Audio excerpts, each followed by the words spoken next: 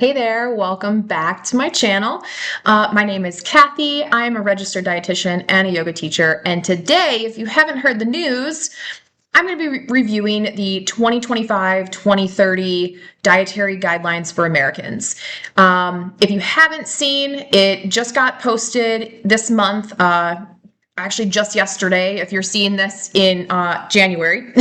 But yeah, so a lot of interesting things. I made a post about it on social media, or on Instagram, social media. This is social media too. On Instagram, which I will link down below. But I thought I would dive in a little bit deeper and give some more background information on my thoughts and some general recommendations based on years of evidence and research and my own experience as a practicing dietitian for over 10 years now. Wow, time flies. All right, let's dive in. Right, so here is the PDF, and in this video, I'll be just kind of walking through this. I'm not going to talk about everything because if I did, we'd be here for quite a while. So I'm just going to pinpoint some of the highlights, specifically that I mentioned on Instagram, but I might throw in a few little additional things here too. So the first thing I want to point out is that this document is just about 10 pages long.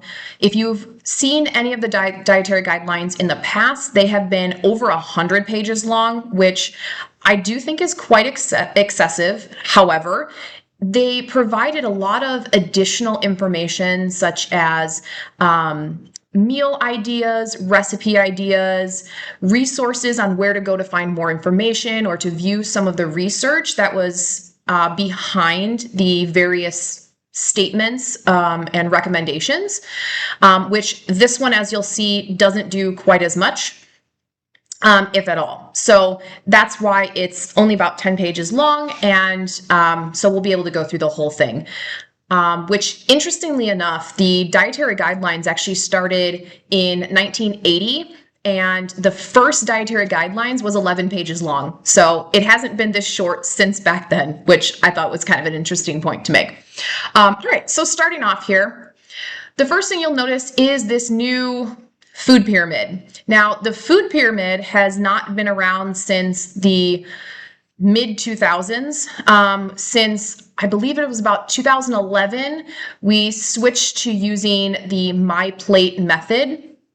So instead of a pyramid, it was more of a plate, which as a health professional, it made it really easy to help people understand what balance looks like in terms of eating. Now, there are some things that I did not like about MyPlate, which you can say about just about any recommendation, right? Nothing's perfect. But this inverted pyramid system, in my opinion, is quite confusing. So what they're recommending here is at the top, protein, dairy, healthy fats, fruits and vegetables, and then as we go down toward the bottom, whole grains. And right off the bat, I'm seeing kind of paleo style diet, or what people think is the paleo diet, very prominent here. But let's give it a grain and move through. So we've got a nice little message here. I won't go through that. We'll dive into the data. You can take your own time to read through that. But starting off here, we get right into some bullet points on recommendations. So this is the essence of this entire document. So we have the nice little title and then some bullet points to kind of dig a little bit deeper, which for most of the point, I think this is great, right? Everybody's a little bit different, so we have to learn how to eat the right amount for you. What does that mean, though? We just talk about calories, we talk about portion size, we talk about hydration, but there's no concrete information about what a portion size is, what calories are, and how many different people need on average. Hydration is key. So we drink a cup of water and we're hydrated. I think there needs to be a little bit more detail here. Then we go onto protein. Protein is very important. However, I do think that most Americans are getting plenty of protein, and that we need to really think about the quality of protein that we're choosing. Yes, they mention meat, eggs, all that kind of stuff. They do mention plant-based sources of protein, such as beans, peas, lentils, legumes, nuts, seeds, and soy. But I would have loved to see these two swapped, because we do know that plant-based protein sources are extra beneficial for overall health and longevity because they are higher in fiber and lower in saturated fat. So interesting point there. And then talking about dairy. Dairy has been in the dietary guidelines for a long time. And it's a little bit sad in my opinion, because we now know that there are more ways to get the nutrients that is commonly associated with dairy, such as protein and calcium. Those two are the two things that people most think about when they think about dairy.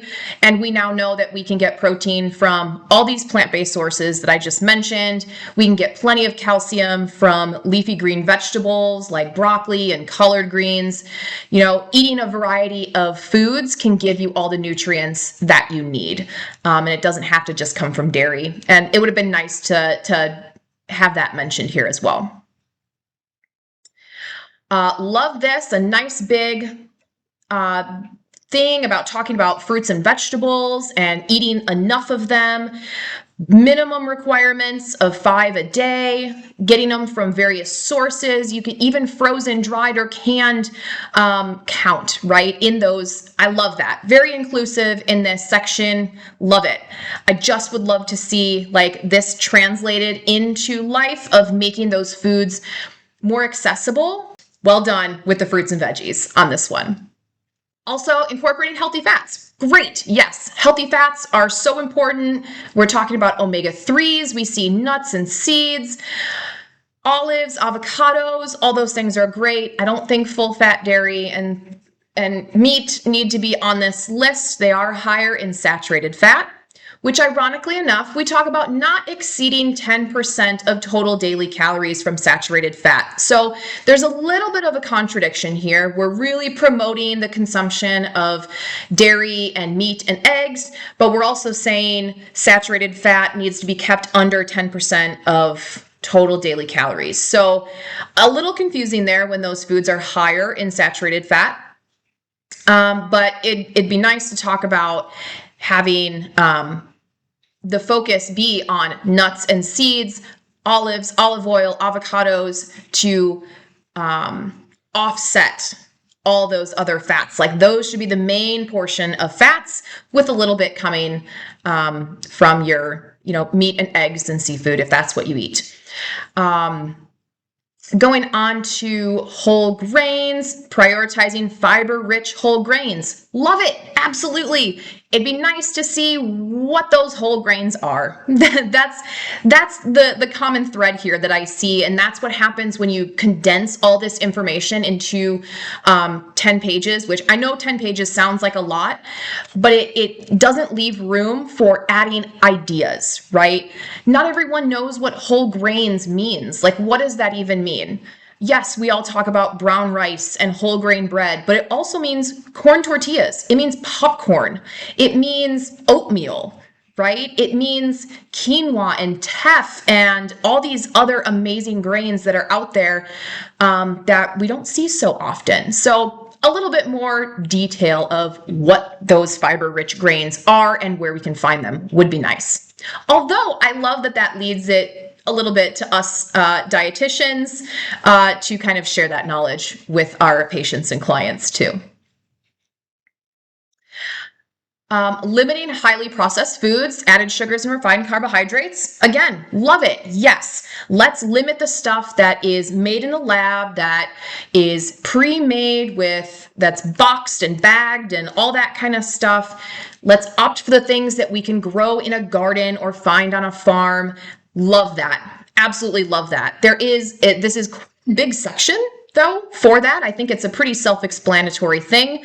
But yeah, limiting all these things is wonderful. Focus though on adding all of your plant foods in instead of what you can't eat. And that's where working with a dietitian can help. But And then a big section here about added sugars. Love this. Sources of added sugar, sugar or syrup, anything that ends in OSE. I say this all the time. Great tip, because there's a lot, if you read the ingredients, there's a lot of OS ending words in there that that can get confusing. It makes it look like, oh, I don't see sugar in here, but you see a word, you see like 5 words that end in OSE, and you're like, oh, hidden sugars in there. So good note on these added sugars as well.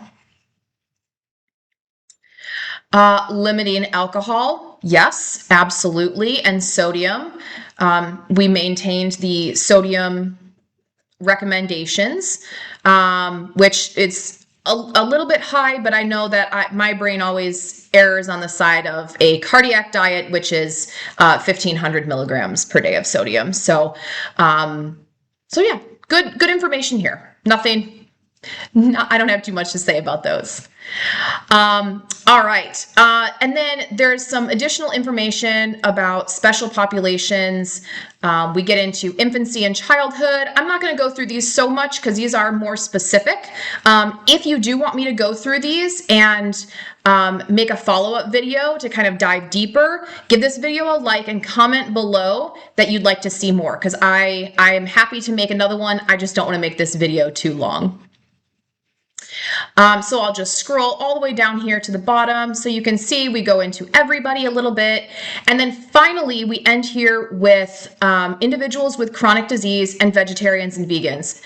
I will say I am impressed that a section was included for vegetarians and vegans, which is cool. The only downside here is that they lumped the two together, but vegetarian and vegan diets are quite different in terms of where nutrients are coming from, right? So vegetarians, there's a whole variety, right? Some eat fish, some eat eggs, some eat dairy, right? It varies. Vegans, a little bit easier to distinguish, right? No animal products whatsoever. So thinking about these things, it's a little confusing to kind of lump them all into one category. However, I do love this. Limit highly processed vegan or vegetarian foods. So what this is talking about is your imitation meats, your veggie nuggets, veggie dogs, all that kind of stuff, which I do agree with. However, some of those foods are really helpful if someone wants to go vegan or go vegetarian, but they really love a burger, or they really love chicken nuggets, or they really love XYZ thing, right? And so those are really nice transition foods, and I'm against demonizing any food group because I do believe that everyone kind of eats in a way that is sustainable for their own health, or can learn how to eat sustainable for their own health and lifestyle, because we all live different lifestyles, right? We all have different needs. So limiting these foods is important once you get established into your new lifestyle, because for long-term health, yes, whole food-based nutrition is the way to go. But when you're in transition, going from eating burgers and steaks and fried chicken to beans and rice and tofu, it's not gonna hit the same way. And so it takes time to adjust. And so there's this like gray area of transition where those types of foods can be really beneficial and supportive on someone who is transitioning to a vegetarian or a vegan diet. And the last thing I want to say about this one is the concern about nutrient gaps. Is it important? Yes. I will say though, these nutrients are important for everybody. Vitamin D, I'm sorry, but if you live in the Northern Hemisphere, get your vitamin D levels checked, because whether, or even if you don't, right? Modern society, we're all indoors all the time and we get vitamin D from the sun. The Northern Hemisphere, we get less vitamin D when it's winter and it's cold because the sun is not as powerful for us, and there's usually a lot of overcast and clouds. So a lot of people have to supplement vitamin D.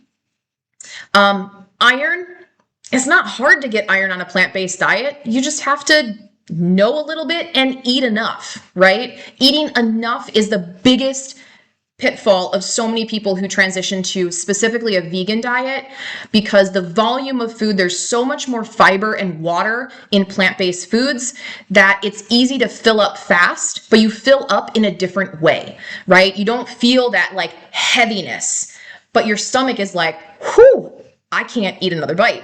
But then in 2 hours, you're hungry again. And that's because of the fiber and water content, right? So you learn, and your body learns and adjusts on how to eat more in one sitting on a vegan diet, specifically a whole food, plant forward diet, because of that. So, and then an iron, a trick with iron, if you haven't heard, is to pair it when you're eating it, eat it with something that's high in vitamin C. So if you're having beans, are a great source of iron. Molasses is a fantastic source of iron.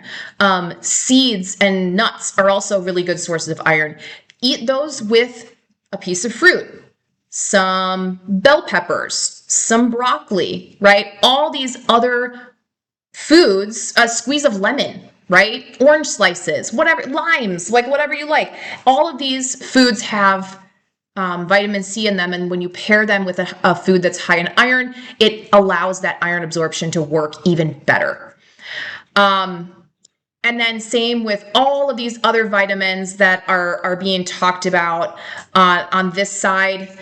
You know, I'm sorry, but they're just, it's not hard to get. You just need to eat enough and a big enough variety. And if you're concerned with that, I'm a plant-based dietitian and I am happy to help coach you through that. But B12 is something that is synthesized in our gut. So as we get older, B12 synthesis doesn't work as well. And so a lot of people need support with B12. So just like vitamin D, get those levels checked so that you know. And if you're low, you can work on supplementing, or you can work with a dietitian to increase those vitamins in your diet naturally, right? So there's lots of things. So anyways, we're already over 15 minutes on this video. So let's wrap it up. So all of that to say, there's some great information and some really good general information in this current dietary guidelines, but there are some nuances. And I can say that from experience with multiple dietary guidelines, is that there's nuances in all of them. But it's a great starting point. I think it will open up some dialogue with a lot of people. There's opportunities here to enhance, there's opportunities to customize these recommendations for your own lifestyle. So yeah, if you need help customizing, find a dietitian, whether it's myself or another person. I will link the Academy of Nutrition and Dietetics link down in the description. It's called Find a Dietitian or Find My Dietitian. And it's a great spot if you live in the US on how to connect with a dietitian that is in your area who is licensed in your state. So